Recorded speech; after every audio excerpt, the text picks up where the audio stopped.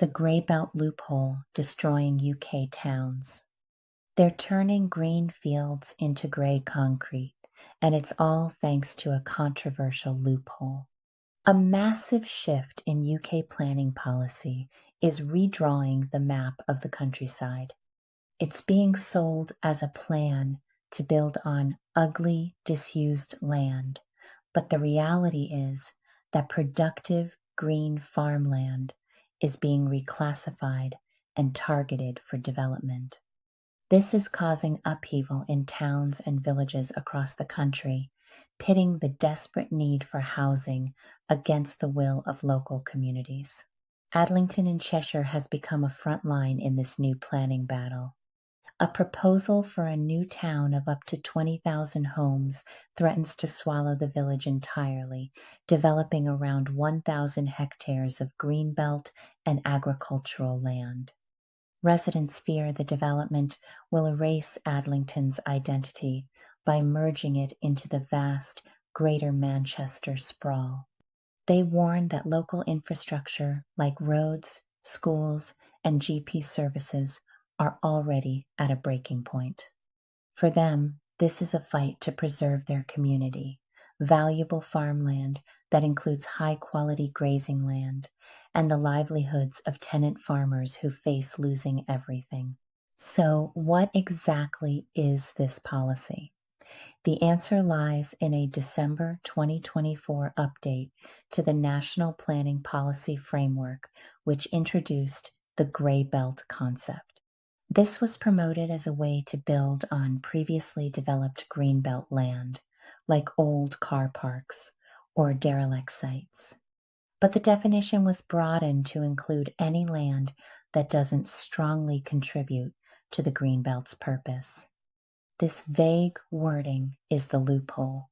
Developers are now using it to argue that green fields and productive farmland are lower quality and ripe for reclassification. Worse, recent approvals on grey belt land have been granted by government planning inspectors over the heads of local councils, undermining local democracy. While councils can object, planning inspectors are giving significant weight to developer plans, making it incredibly difficult for communities to stop them. Adlington isn't an isolated case. In Kent, 57 homes were approved on some of the country's best quality farmland after it was considered grey belt. In Essex, a designated local wildlife site was approved for development under the same classification.